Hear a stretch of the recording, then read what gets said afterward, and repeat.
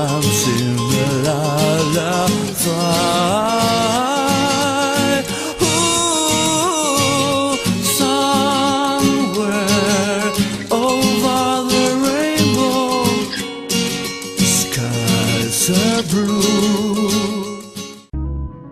Hola, buenas noches. Hoy vamos a cerrar la increíble historia ocurrida en la Guerra de Malvinas, que unió en cierta forma a dos ex vecinos, amigos de la infancia de nuestro pueblo hermano Copetonas, cuando uno de ellos, Blas Fernández, estaba naufragando junto a otros tripulantes del crucero General Belgrano en las heladas y peligrosas aguas del mar argentino, mientras que otro copetonense era responsable, junto a otras personas, de un avión de reconocimiento que estaba dedicado exclusivamente a ver si había sobrevivientes. Una historia tremenda ocurrida hace 40 años que luego de los auspicios vamos a empezar a cerrar.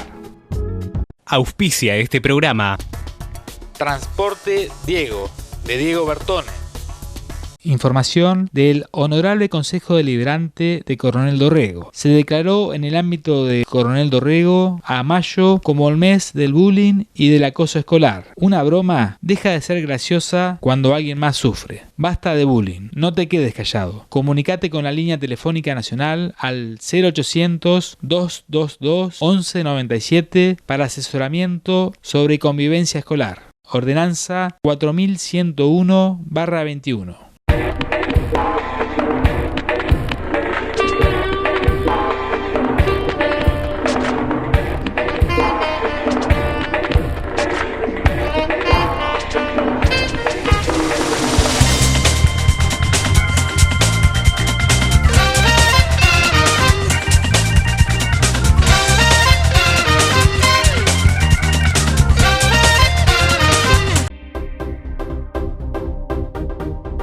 Información de CEMED. Todos los martes atiende en CEMED la psicóloga Natalín Fernández. En tanto, los miércoles, Miguel Argudín ofrece servicios de podología, masajes descontracturantes y linfáticos y reflexología. Asimismo, en CEMED se brindan servicios de fonoaudiología con estudios auditivos y pruebas de audífonos. Además, fechas a confirmar para nutricionista y cardiólogo.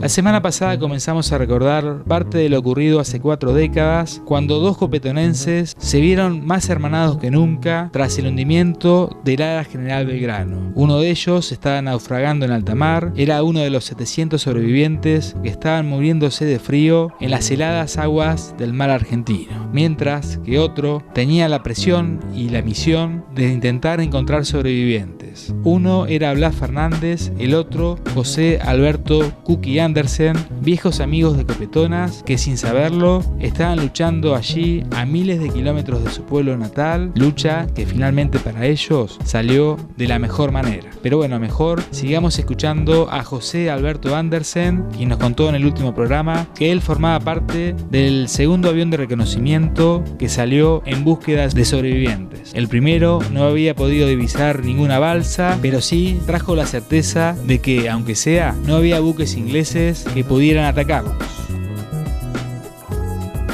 Así que bueno, llegamos al área de operaciones y comenzamos a buscar en el punto dato que teníamos, pero lo único que teníamos era una latitud y una longitud que había sido formado, donde había sido el punto del ataque, pero no teníamos ningún otro dato. Y empezamos a hacer una búsqueda basada sobre ese punto dato, siguiendo una trayectoria que en la jerga de la búsqueda y rescate se llama de cuadrada expandida. Uno va volando en forma cuadrada, expandiendo cada uno de los lados a medida que va transcurriendo el tiempo, y con eso va agrandando el área en que va cubriendo con su búsqueda. Claro. Haciendo esa búsqueda, lo que primero detectamos fue una mancha de aceite muy grande. Muy grande, no, que te diría más o menos unos 15 kilómetros de largo. Eso nos dio la pauta de que el crucero estaba efectivamente en esa posición. Claro. Y a las 10:05 de la mañana, el radiooperador recibe una comunicación. Busca el radiooperador por su iniciativa propia, Celso Fossarelli, el suboficial Celso Fossarelli. Él, por iniciativa propia, sin que nadie se lo ordenara, pone en una de sus radios, pone la frecuencia de emergencia. Que él encontró en la publicación que las balsas tenían equipamiento para poder transmitir en esa frecuencia de emergencia. Y él selecta esa frecuencia de emergencia y ahí escucha una comunicación de una de las balsas diciendo de que, o sea, transmitiendo el pedido de auxilio, y entabla una muy corta comunicación que después no la puede retomar, pero alcanza a escuchar de que estaban ahí, que calculaban, estimaban ellos, los náufragos, que estaban a 60 millas al este de la isla de los Estados, y que se encontraba también a bordo de la balsa el segundo comandante del crucero Belgrano. Que eso nunca se pudo corroborar, porque el segundo comandante del crucero Belgrano ha dicho que él no recuerda haber tenido una comunicación dentro de su balsa con el avión. Claro. Son momentos de mucha intensidad y de mucha adrenalina los que vivieron los náufragos a bordo de la balsa y los que vivimos nosotros a bordo del avión. Claro, en esa comunicación a ustedes le cambió toda la mentalidad, me imagino. A nosotros esa comunicación nos dio la certeza de que estaban en el agua, estaban en las balsas. Para eso sirvió la comunicación, para darnos la certeza que efectivamente había náufragos que habían sobrevivido al hundimiento. Tras esa gran noticia, y luego de haber estado volando 4 horas buscando sobrevivientes, y de un momento inolvidable para los tripulantes del Neptune, pasaron muchas incidencias hasta que lograron dar, efectivamente, con la primera balsa. ¿Cómo y cuándo la divisaron? Eso lo sabremos en el próximo bloque.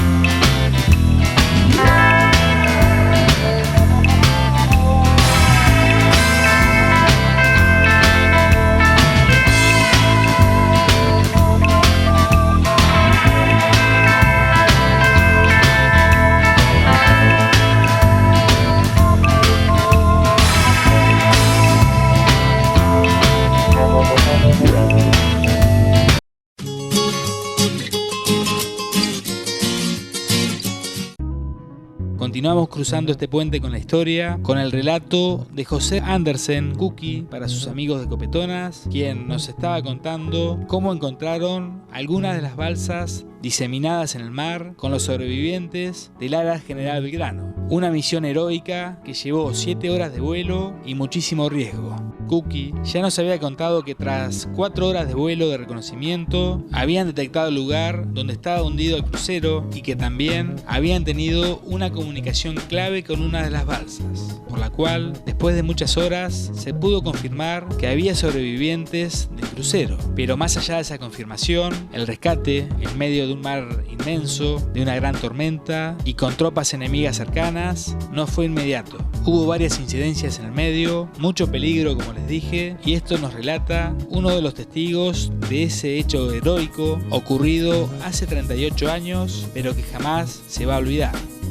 Ahí en ese momento ocurre una incidencia del vuelo, que es el vigía de proa, que era el suboficial Ramón Leiva, ve en el mar lo que le parece ser la estela de un periscopio submarino.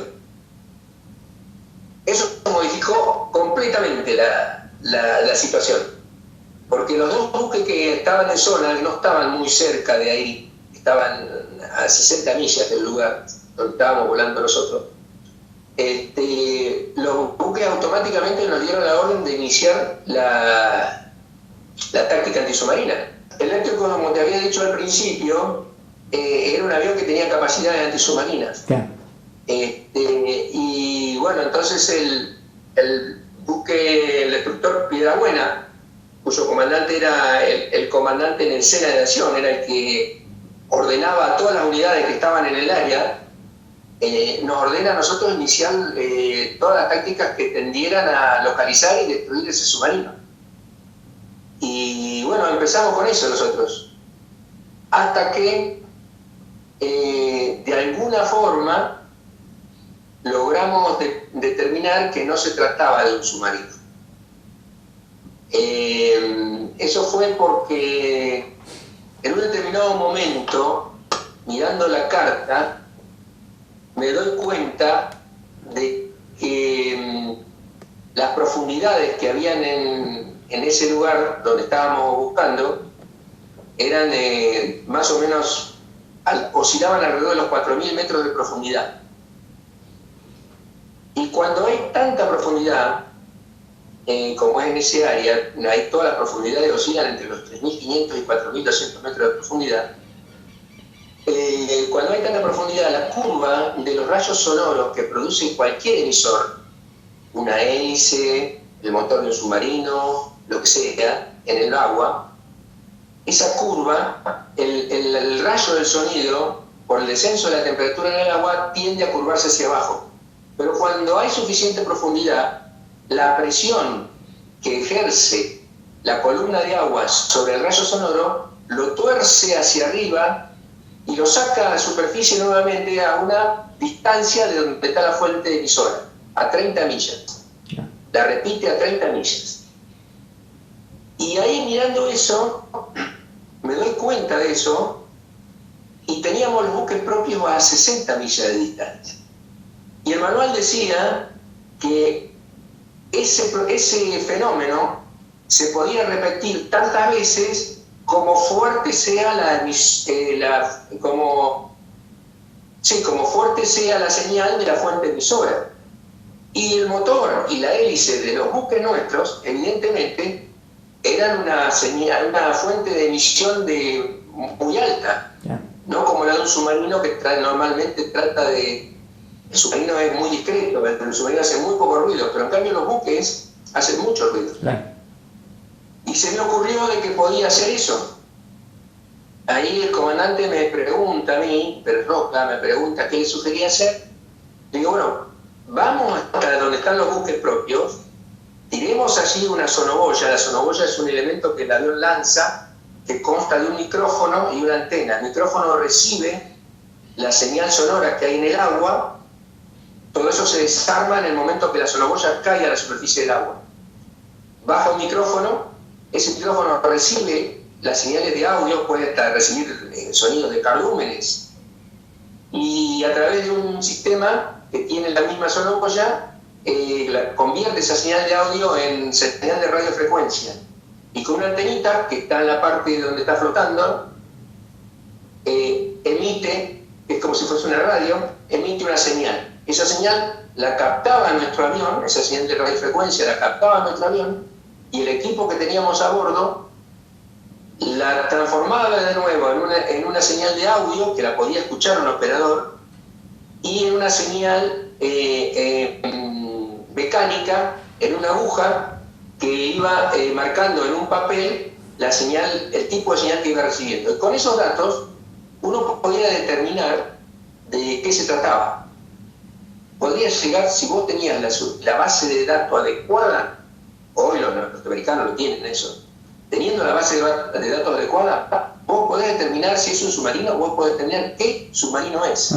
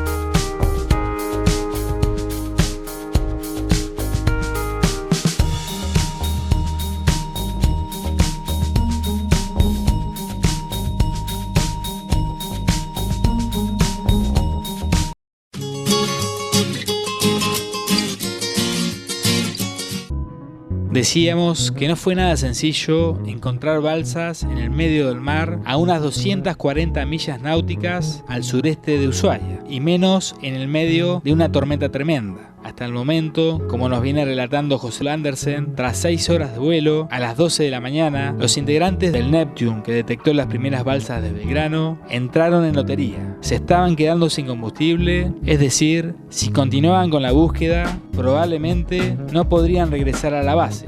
Ante esta situación, pero también sabiendo que si no avistaban rápidamente las balsas, era poco probable que se pudieran encontrar con vida a los náufragos. Finalmente, más allá de peligrar su propia vida, todos los integrantes del Neptune decidieron seguir con la búsqueda de sobrevivientes. Así lo relataba uno de los héroes de ese avión de reconocimiento, nacido en Copetonas.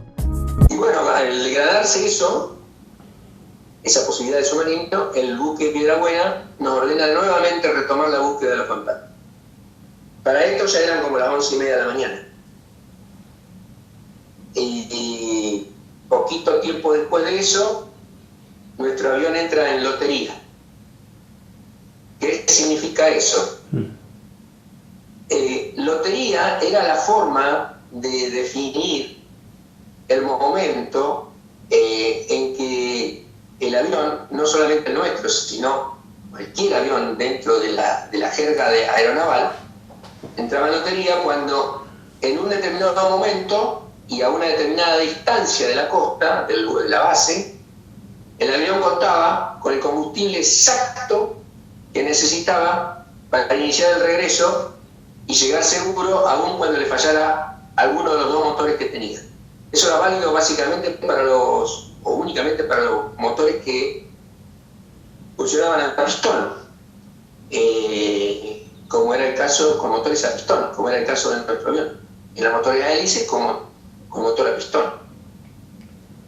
¿Por qué? Porque si a uno se le paraba un motor, la potencia que tenía que aplicar en el otro motor para poder sostener la línea de vuelo era tan alta, producía tan alto consumo de combustible, ese agregado de potencia, que el rendimiento que tenía el avión en su traslado era menor que si tuviese los dos motores andando.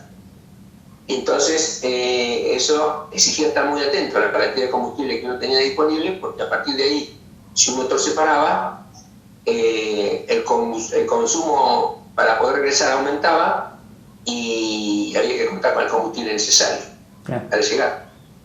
Eso ocurrió alrededor de las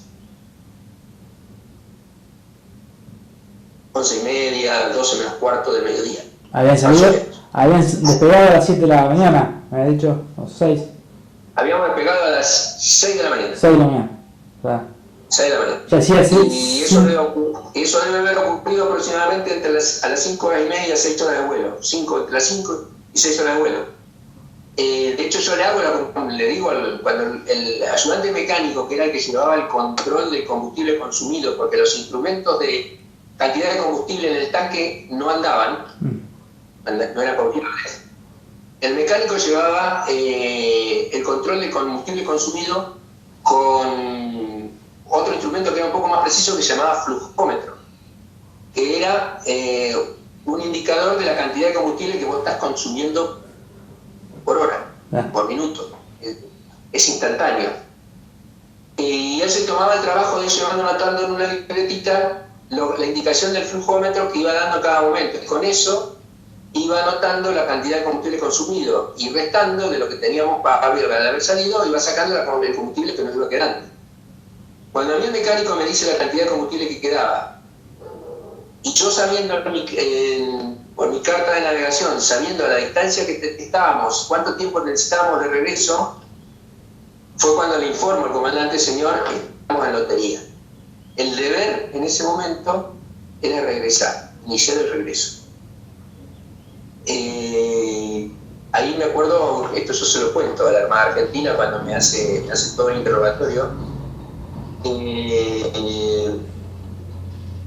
Me pregunta Pérez Roca si yo estuviese en la balsa. Él me dice: está bien.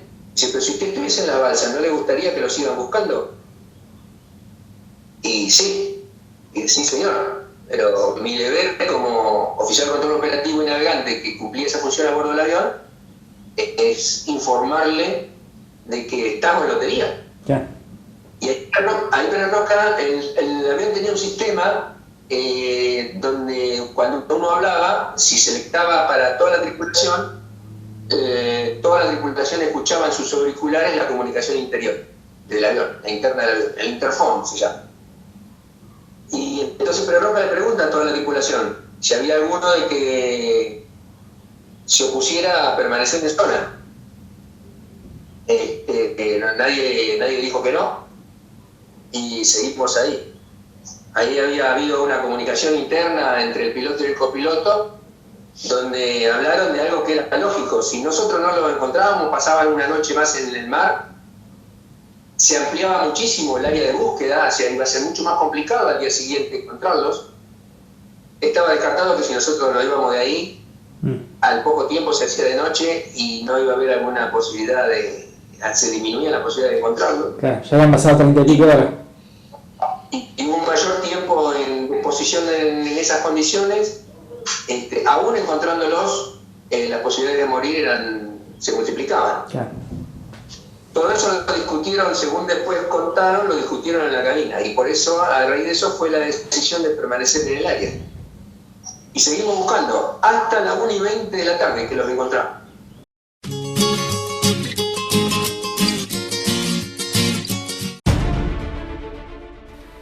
Ardanaz Construcciones. Edificación de casas, cabañas, reparaciones de edificios, hormigón, cordón cuneta, reparaciones en general. Ardanaz, para lo que quieras construir. 2983 60 2282, Oriente.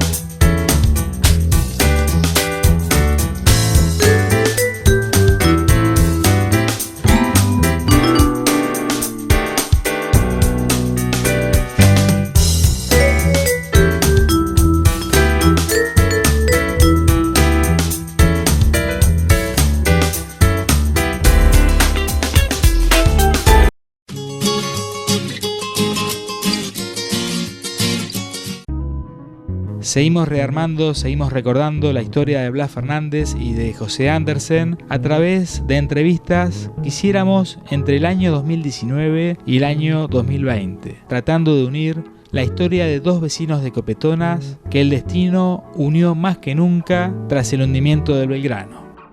Hasta aquí veníamos escuchando a José Andersen, quien era uno de los tripulantes del segundo avión Neptune que salió en búsqueda de sobrevivientes y, como dijo en el bloque anterior, tras casi 7 horas de vuelo, el avión ya estaba en lotería, es decir, se estaba quedando sin combustible para regresar a la base. Pero bueno, gracias al coraje y al arrojo de los tripulantes, siguieron buscando y buscando y finalmente lograron encontrar las primeras balsas. ¿Cómo fue la reacción? ¿Qué se dijeron? ¿Qué sucedió entre los tripulantes de ese avión? Tripulantes que en buena medida fueron responsables de que otros 700 compatriotas que en ese momento estaban a la deriva en sus balsas hayan salvado su vida.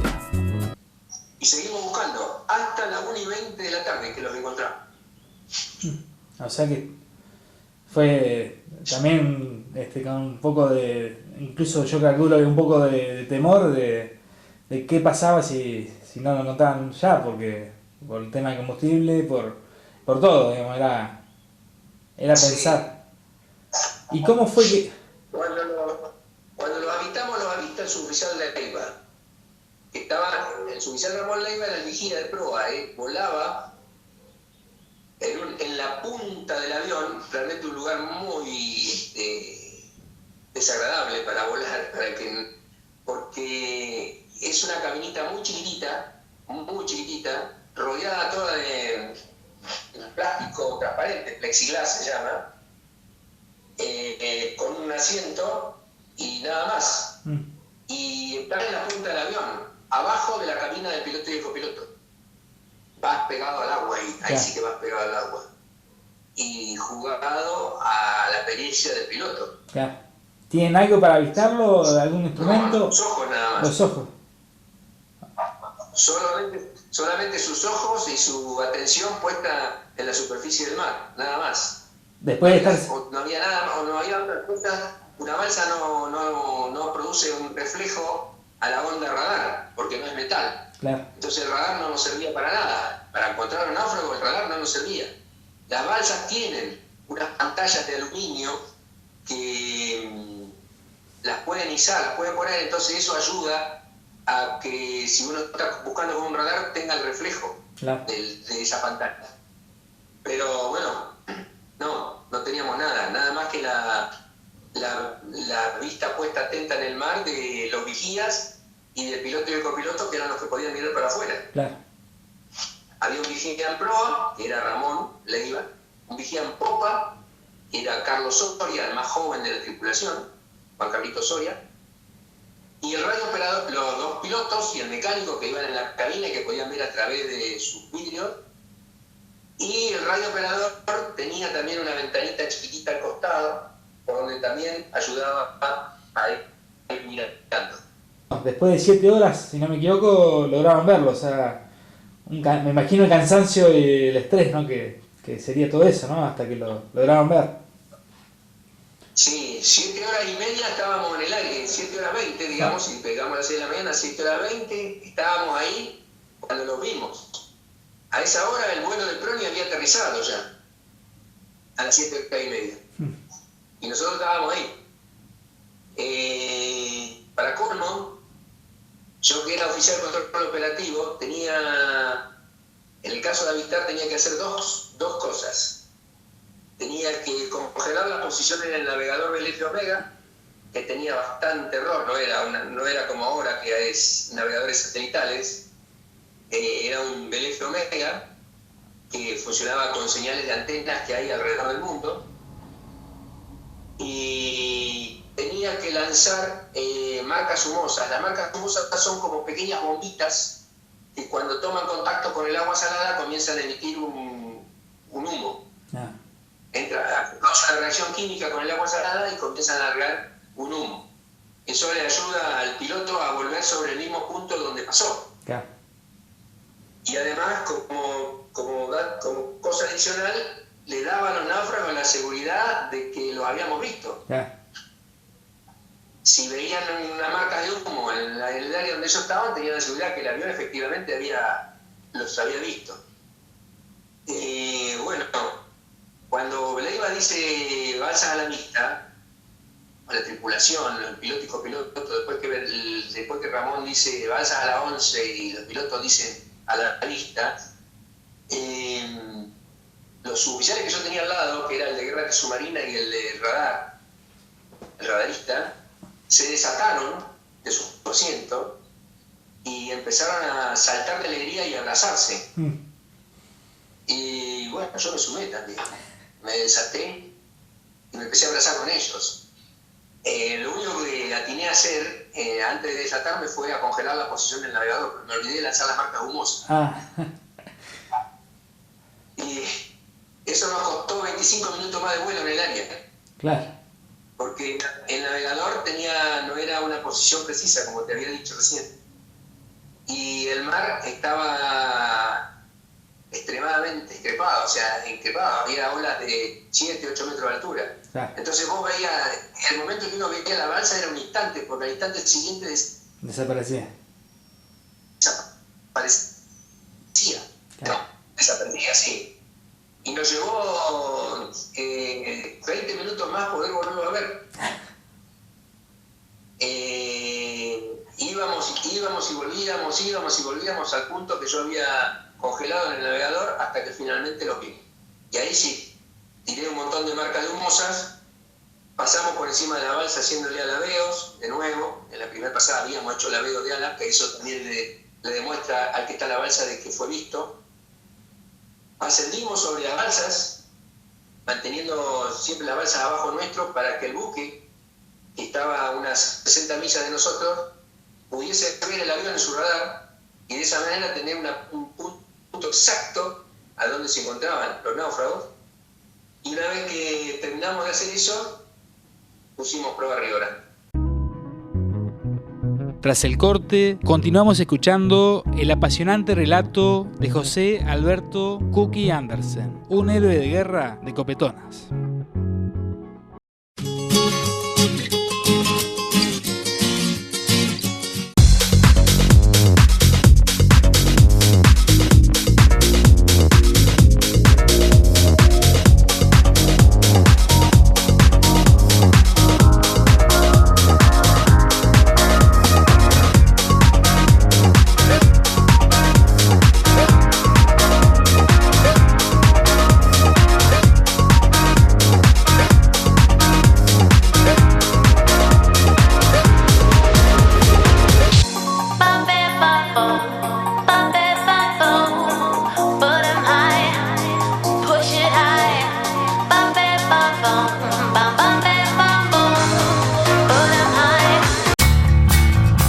En materiales para la construcción, la mejor opción es Corralón Temalú. Tenemos cal, arena, piedra, cemento, hierros, ladrillos, hidrófugos, pegamento para pisos y más. También podés hacer tu pedido de chapas, placas de Durlock y perfiles. Con entregas rápidas y seguras donde el cliente lo necesite. Corralón Temalú, Avellaneda 729, teléfonos 2983 40 49 49 y 2983 57 65 86.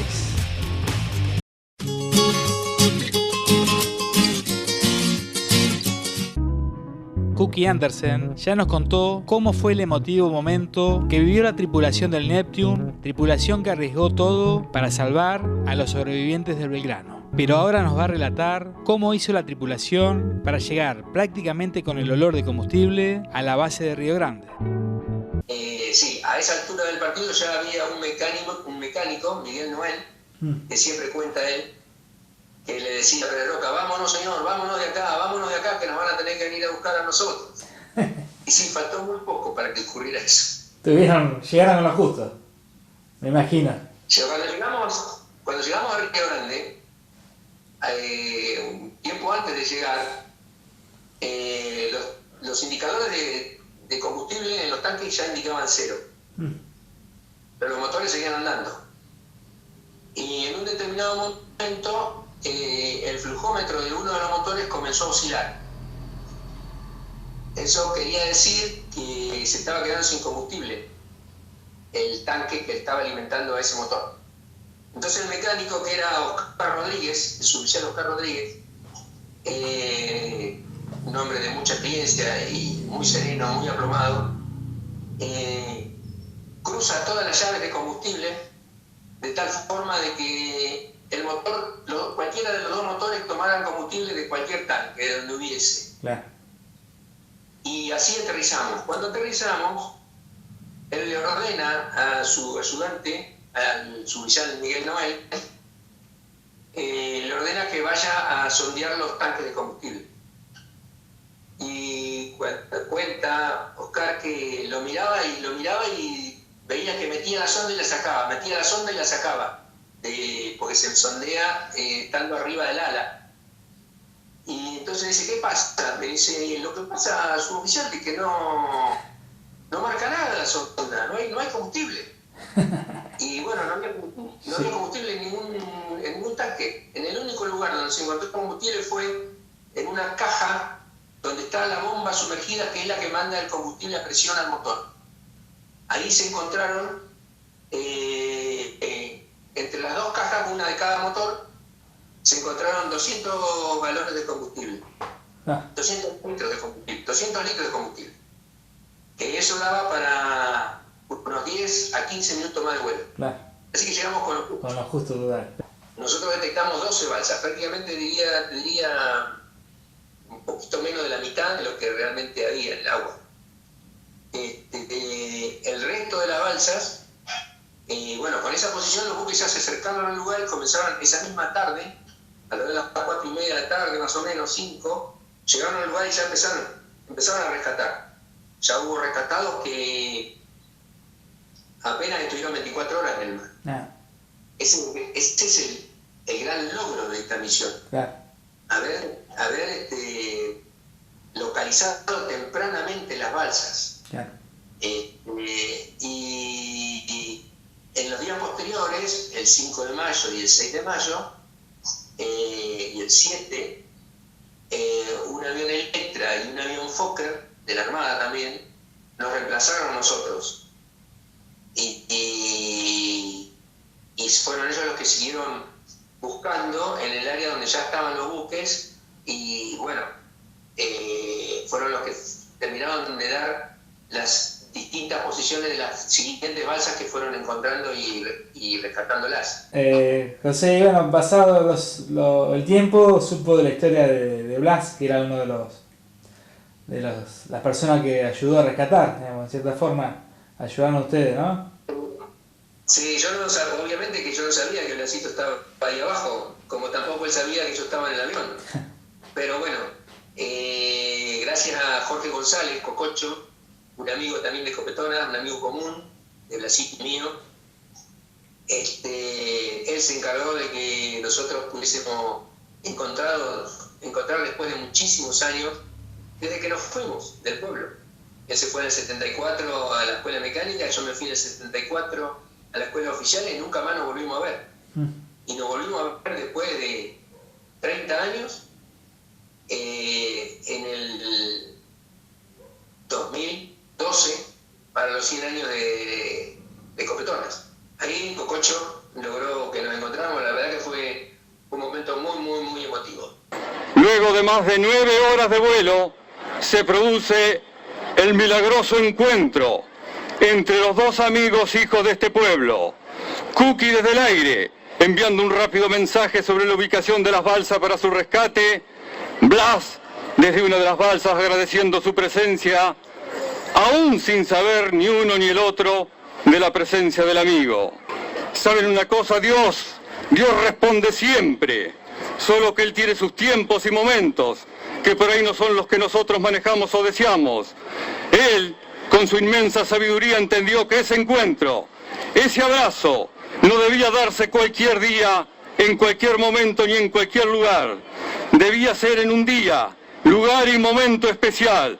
Por eso, hoy, en el día de su cumpleaños número 100, Copetonas abre su corazón para que se abracen como lo desean y para rendirle el homenaje que se merecen a Adalberto Blas Fernández, José Alberto Andersen, Cookie.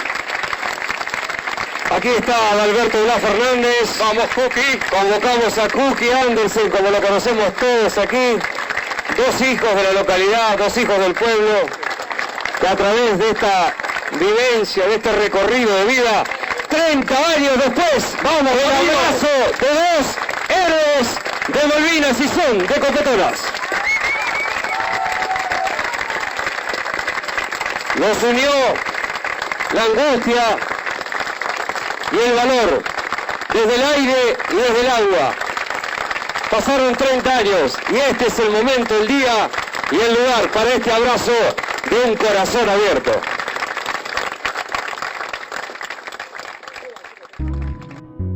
De esta manera cerramos esta muy linda historia entre dos vecinos de Copetonas que se reencontraron tras varias décadas. Hasta el 82 eran vecinos, eran amigos, pero bueno, desde ese día de alguna forma son hermanos de la vida. Y bueno, vinculado a Malvinas y al crucero General Belgrano, nos toca compartir una información brindada por el área de prensa de la Municipalidad de Coronel Dorrego este 6 de mayo, que indica que la Comisión por los 40 años de la Gesta de Malvinas de Coronel Dorrego se ve en la penosa obligación de informar el deceso del veterano de guerra de Malvinas, Osvaldo Batista, quien con arrojo y valentía formara parte de la última tripulación del crucero Ara General Belgrano. Desde esta comisión enviamos a sus familiares y amigos el más profundo y sincero de los abrazos y que estos sirvan como bálsamo ante tanto dolor. Por nuestra parte también saludamos a la familia de Osvaldo Batista, que como dijéramos fue otro de los dorreguenses que estuvo en la última tripulación del crucero Ara General Belgrano.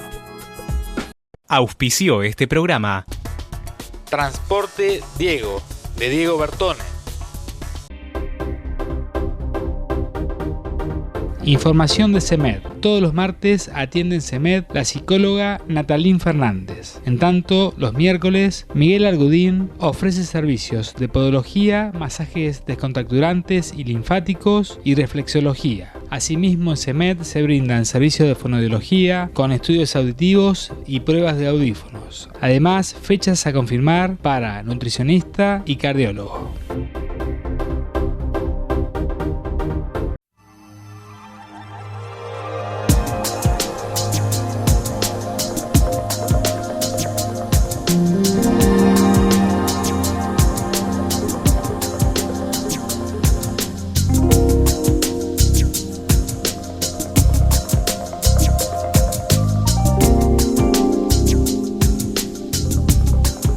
Información del Honorable Consejo Deliberante de Coronel Dorrego. El Consejo Deliberante autorizó al Instituto San José a intervenir espacios públicos de la ciudad cabecera en coordinación con el municipio, estableciendo cartelería con código QR para acceder a información de los sitios públicos. Ordenanza 4232/22.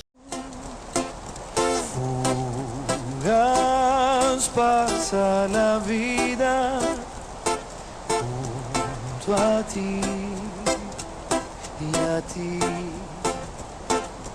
a quien más quiero, amado amor, amor.